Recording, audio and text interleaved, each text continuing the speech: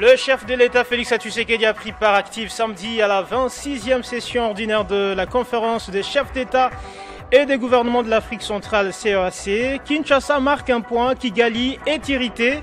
Il a par ailleurs annoncé son retrait de l'organisation. Le décor est déjà planté au Lualaba. 26 gouverneurs de 26 provinces qui comptent la RDC doivent prendre part à la 12e conférence des gouverneurs qui se tiendra à Kolwezi sous la présidence du chef de l'État, Félix Tshisekedi. Dieu sait faire, l'artiste et musicien Ferregola a fait hier samedi son UNG Arena en Europe. Carton plein pour ce spectacle dans une salle à capacité de 15 000 places. C'est l'heure du journal sur Télé 50. Bienvenue à tous. Le chef de l'État Félix Tshisekedi a pris part active hier samedi à la 26e session ordinaire de la conférence des chefs d'État et des gouvernements de l'Afrique centrale qui s'est tenue en Guinée équatoriale. La République démocratique du Congo était au cœur des échanges. Le Rwanda, lui, s'est retiré de la CEAC. Cette 26e session ordinaire de la conférence des chefs d'État et des gouvernements de l'Afrique centrale est placée sous le thème « Consolider les acquis de la réforme de la CEAC pour accélérer l'intégration régionale et la construction d'une communauté des destins en Afrique centrale ». La situation sécuritaire dans l'est de la République démocratique du Congo figurait parmi les points abordés au cours de ces assises qui se sont tenues en Guinée équatoriale. À ces sujets, les dirigeants de l'organisation ont pris acte de l'agression dont est victime la République démocratique du Congo par le Rwanda et ont ordonné à ce pays agresseur de retirer ses troupes du sol congolais. Concernant la passation de la présidence tournante, le sommet a préconisé que la Guinée équatoriale devait conserver encore la tête de l'organisation au détriment du Rwanda jusqu'à la résolution de son différend avec la RDC, raison qui justifie le retrait de l'agresseur de la CEAC qui a par la suite déploré dans son communiqué l'instrumentalisation de la structure par Kinshasa. À cette rencontre de grande importance, le chef de l'État de la RDC Félix Tshisekedi est accompagné du ministre de la coopération régionale, la vice-ministre des Affaires étrangères, le haut représentant du chef de l'État et l'ambassadrice de la RDC en Guinée équatoriale. Je l'ai annoncé au sommaire, 26 gouverneurs de 26 provinces qui comptent la RDC doivent prendre part du 10 au 13 juin courant à la 12e conférence de gouverneurs qui se tiendra à Kolwezi au Lualaba sous la présidence de Félix Tshisekedi. La province du Kwilu, à travers son représentant, le gouverneur Philippe Akamitu Nandolo, espère y décrocher des engagements fermes et des opportunités de coopération au bénéfice de son peuple. Les yeux des Congolais sont actuellement rivés sur la ville de Kolwezi, chef-lieu de la province du Lualaba, qui s'apprête à accueillir du 10 au 13 juin de l'année en cours la 12e conférence des gouverneurs, une rencontre de haut niveau qui réunira les chefs des exécutifs provinciaux autour du président de la République Félix Tshisekedi. Cette rencontre des partages d'expériences entre provinces et des réflexions concertées avec le pouvoir central pour le développement de ces entités connaîtra également la participation active du numéro 1 de la province du Kwilu, le docteur Philippe Akamitu Nandolo, qui à son arrivée le vendredi a reçu des honneurs dignes de son rang, témoignant un accueil chaleureux de la province de Fifi-Massou Kassaïni au représentant des Kwilois qui prend part pour sa première fois. Plus que comblé de joie, l'accueil a été très bon, et nous venons pour la conférence des gouverneurs. Le thème est bien connu, la couverture santé universelle pour la cohésion nationale. Nous allons suivre les présentations avec une attention soutenue, une attention gymnastiquée, et nous allons contribuer au thème pour le bien-être de la population de notre pays. Notons qu'hier samedi, l'autorité provinciale du Kwilu, Philippe Akamitu Nandolo, s'est joint aux autres gouverneurs, notamment celui de Kinshasa, Daniel Bumba, pour accueillir le ministre de l'Intérieur, Jacques Chabani.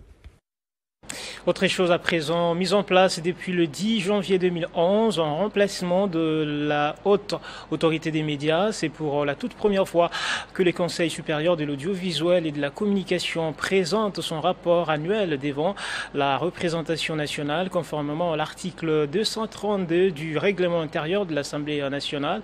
Une présentation très critiquée par certains élus qui ont reproché au président du CESAC de prendre des décisions qui mettent en mal la démocratie. On revient à ces sujets, c'était le vendredi. Gardien de la liberté et de l'égalité dans l'espace audiovisuel et canaux de communication, à en croire le président de cette institution d'appui à la démocratie, Christian Bossembe, le CESAC peine à accomplir sa mission avec les faibles moyens qui lui sont alloués, des moyens pourtant nécessaires au vu du contexte sécuritaire de l'heure marqué par la guerre et avec elle la désinformation comme arme des guerres de l'ennemi. En dépit de cela, le Conseil supérieur de l'audiovisuel et de la communication a travaillé. Je me lève non pas pour juger, ni pour condamner, mais pour interpeller. Car l'histoire retiendra que nous avons vu, que nous avons su, mais que nous avons laissé faire. Cela fait plus de 30 ans que notre nation vit dans la peur, dans la désolation, dans une fracture profonde de son âme collective. Et pendant ce temps, dans les réseaux sociaux, dans nos émissions, dans nos plateaux de télévision, dans nos chansons, dans nos sketchs, on rit, on se moque, on rigole, on relativise la douleur, on ridiculise les morts. Malgré les prescrits de l'article 232 alinéa 2 qui stipule que, dans les 15 jours du dépôt de ce rapport, le bureau de l'Assemblée nationale invite le bureau du Conseil à en présenter l'économie à l'Assemblée plénière. Celle-ci l'envoie à la commission mixte sociale et culturelle et aménagement du territoire, infrastructure et nouvelles technologies de l'information et de la communication pour examen approfondi. Le bureau de l'Assemblée nationale a particulièrement autorisé un bref débat général. Je pense que tout le monde ici a suivi tout sauf un rapport, mais plutôt un discours militant d'un homme qui croit apprendre au peuple congolais et aux députés que nous sommes, quel est le bien et quel est le mal. Page 30. L'invitation du bureau à l'honorable Moukebaï pour avoir tenu des propos injurieux contre Christian Bossembe. Vous-même, est-ce que vous étiez devenu juge parti dans cette affaire-là? Ce président qui se prend pour le responsable de la Gestapo en République démocratique du Congo se croit dans le droit de suspendre les droits de la population. Deuxième matière, l'examen et adoption du rapport de la commission ECOFIN sur la loi de finances rectificative. Un budget amendé suite à la situation sécuritaire qui prévaut dans l'est du pays, la réduction du train de vie des institutions et tant d'autres paramètres. Quelle solution pour la crise en RDC? Le rassemblement des acteurs de la Renaissance du Congo réfléchit sur les pistes de solutions des sorties. Plusieurs propositions ont été formulées pour ramener la paix dans le pays. La République démocratique du Congo fait face à de nombreux défis qui préoccupent au plus haut point ses fils et filles soucieux du changement. C'est dans ce cadre que les membres du RAREC, entendez Rassemblement des acteurs de la Renaissance du Congo, ont réfléchi sur des solutions pour sortir la RDC de cette crise. Transmettre la solution que RAREC offre pour sortir notre pays du gouffre ou je dirais plutôt du péril dans lequel il est plongé en ce moment. À travers le thème « Ensemble, embrassons la solution idoine, endogène, économique, pacifique et holistique » offerte par RAREC pour sauver notre pays du péril dans lequel il s'enfonce jour après jour, le fondateur de cet ASBEL, Mpoyi Kamulayi Lumbala Chiamanyangala, a détaillé les différentes propositions. Notre solution est économique puisqu'elle permet de faire l'économie de vie humaine. Il n'y a pas une chose qui ait plus de valeur que la vie humaine. Les combats ont été engagés par les rebelles, ont causé un nombre significatif des morts qui n'auraient pas dû être. Et la menace qu'il continue de faire peser sur notre peuple de poursuivre les combats pour arriver à déloger le président Tshisekedi du pouvoir ne justifiait en rien. C'est pas dans l'intérêt de notre peuple qu'il se batte. C'est tout simplement pour satisfaire leurs propres ambitions et leurs propres appétits. Visiblement, le RAREC est déterminé à mettre la main à la pâte en trouvant des solutions appropriées pour faire de la RDC un pays où il fait réellement beau vivre. Dans l'actualité également, le bureau des inspecteurs des droits de l'homme, une structure de la société civile dans la province de la Tchopo, a organisé hier samedi une cérémonie à Kisangani, activité au cours de laquelle des hommes et des femmes de ces corps ont été honorés. De coup, cette cérémonie avait pour but d'honorer des hommes et des femmes qui ont choisi, parfois au péril de leur vie, de défendre les plus faibles, de porter la voix de ceux qui n'en ont plus, d'interpeller là où règne l'injustice et de documenter là où les souffrances humaines cherchent encore reconnaissance. Dans sa prise de parole, le manager national du Bureau des inspecteurs de droits de l'homme, une structure de la société civile à Kisangani, a tenu à exprimer sa gratitude à toutes les personnes qui se sont vues honorées lors de cette cérémonie, notamment le coordonnateur AI du Frivao, pour avoir, au bout de 6 mois seulement, indemnisé individuellement plus de 14 303 personnes des guerres des 6 jours et plus de 6 indemnisés collectifs dans le zoo, la SNEL, le mémorial, la clinique universitaire et autres. Pour le manager de cette structure, décorer ses moniteurs supérieurs, ce n'est pas seulement remettre une médaille, c'est écrire une page d'honneur dans les grands livres de l'histoire de cette province. Et Meteza figure également parmi les personnalités ayant bénéficié de ces honneurs pour avoir notamment participé à la formation, l'encadrement et l'autonomisation de la jeunesse et aide actuellement le plus vénérable de toute la Grande Orientale. Le directeur des études de l'EDAP Unikis pour l'encadrement et la formation pour les générations futures a été également honoré. Le président de la Cour d'appel, le procureur de la République près du tribunal de grande instance de Kisangani, l'OPJ du parquet près du tribunal de paix de Kabondo font partie du nombre de personnes décorées. Face aux défis politiques, économiques et sécuritaires dont fait face le pays, le président de différents regroupements, associations et mouvements citoyens affiliés à la majorité extra-parlementaire de l'Union sacrée de la Nation, réunis en Assemblée générale extraordinaire, ont renouvelé leur soutien indéfectible au chef de l'État. Ils en appellent à une gouvernance souveraine et efficace fondée sur le principe républicain et démocratique. Nous appelons à une mobilisation concertée pour garantir la pérennité des institutions et assurer un avenir prospère à la République démocratique du Congo. La majorité extra-parlementaire de l'Union sacrée de la Nation salue la restructuration du Présidium de l'Union sacrée initiée par son Excellence Félix Antoine Tshisekedi Tshilombo, haute autorité politique de l'Union sacrée de la Nation. Conscient des défis urgents, la majorité extra-parlementaire de l'Union sacrée de la Nation exhorte le président de la République, chef de l'État, à fournir aux membres du Présidium les ressources nécessaires à l'exercice de leurs fonctions. La majorité extra-parlementaire de l'Union sacrée de la Nation appelle à un engagement ferme pour faire du Présidium un véritable moteur de transformation, consolidant l'État, renforçant les principes républicains et assurant une stabilité politique durable. La MEP réaffirme son engagement pour une justice indépendante, impartiale, transparente et garantit l'état des droits, de la lutte contre l'impunité. Elle encourage les institutions judiciaires à poursuivre avec rigueur les procédures en cours. Appelle à la formation des gouvernements d'union nationale.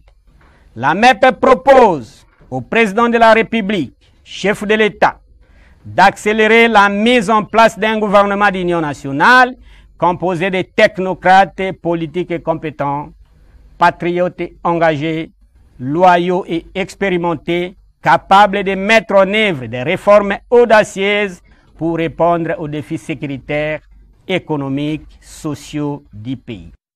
L'actualité, c'est aussi cette démolition de constructions anarchiques à Kinshasa. Les opérations le long de la baie de Ngaliema ont débuté hier samedi. Maisons d'habitation, immeubles et commerciaux et autres structures illégalement implantées sur cet espace vont être détruits. D'après le gouvernement provincial, ces opérations visent à préserver un site écologique stratégique et lutter contre les inondations. Christian Kalonji était sur le terrain. Remettre de l'ordre, préserver les vies humaines contre les catastrophes naturelles, protéger la biodiversité et lutter contre les inondations, tels sont les objectifs de cette opération de démolition des constructions anarchiques sur la baie d'Engaliema.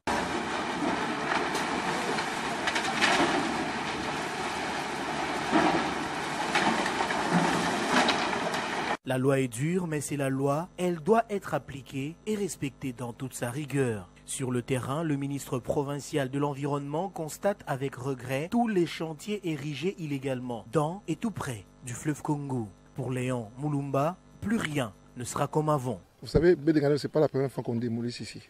Ça a été dit. D'ailleurs, l'acte sur lequel on s'appuie, l'acte juridique ou des lois sur lesquelles on s'appuie pour démolir ici, c'est un acte déjà qui a été posé par notre prédécesseur Ngobila. Il n'y a pas eu un autre arrêté de démolition, c'est toujours le même arrêté. Mais ça, quand même, cette opération a été demandée au niveau national. C'est le Conseil des ministres au niveau national qui ont demandé qu'on puisse démolir ici. C'est de remettre la baie d'Engaliema dans son état naturel. L'État sûrement a un projet ici et ils ont construit de manière anarchique. De cette occasion, pour demander à nos frères congolais, et Kinois en particulier, Kinoises, de changer un peu de mentalité. Moi, je ne sais pas s'il y a un plan urbanistique ici. Les gens sont venus, en termes de COP, qu'on a vu tous ces bâtiments être construits ici. Voilà, il faut que tout change, que tout soit un peu sérieux. Il n'y a pas eu de plan urbanistique ici. Ça, j'ai dit ça et je confirme, il n'y a pas de plan urbanistique. Les gens sont venus en aventure. Comme promis, le gouvernement provincial est donc passé à l'acte ce samedi. Le but de cette opération en cours est de dépouiller la baie d'Engaliema de toutes les constructions anarchiques qui mettent en mal à la fois la biodiversité, mais aussi les vies humaines, puisqu'à chaque fois qu'il pleut, tous ces chantiers, toutes ces maisons qui se trouvent quasiment dans le fleuve Congo, eh bien, mettent justement les vies humaines en danger. Et donc le gouvernement provincial, par le canal du ministère provincial de l'Environnement, reste déterminé à pouvoir faire respecter la loi. Et pour finir, en culture, dire c'est faire, l'artiste et musicien Ferrigola a fait hier samedi son UNG Arena, une salle à capacité de 15 000 places. Parmi les moments forts du concert, on peut citer la performance surprise du Padre Soleil Wanga, qui se sont lancés dans une improvisation d'une rumba totalement inédite. Cette production musicale a connu des collaborations surprises avec d'autres artistes comme JDT Moulopoué, Deplik Pomba et Robinho Mundibou, tous des Wenge Musica Maison Mère de Weranson. On se quitte avec cet extrait du spectacle. Je rappelle que c'était hier à l'ING Arena. Nous sommes à Bruxelles, en Belgique.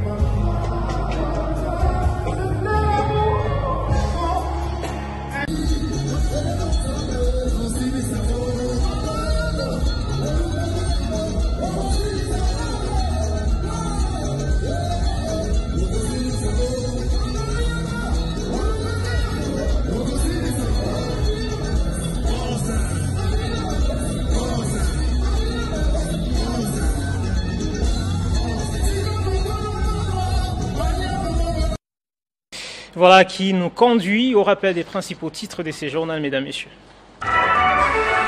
Le chef de l'État, Félix Tshisekedi, a pris part active samedi à la 26e session ordinaire de la conférence des chefs d'État et des gouvernements de l'Afrique centrale, CEAC. Kinshasa marque un point. Kigali est irrité. Il a par ailleurs annoncé son retrait de l'organisation.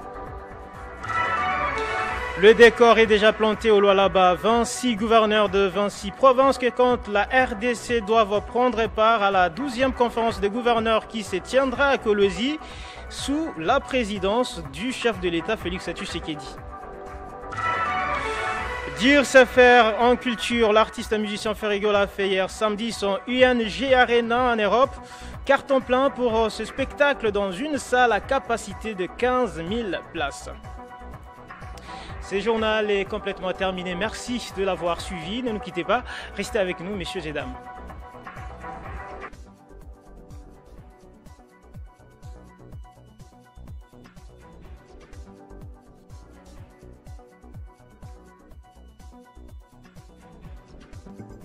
Retrouvez toute l'actualité en continu sur www.tele50.cd.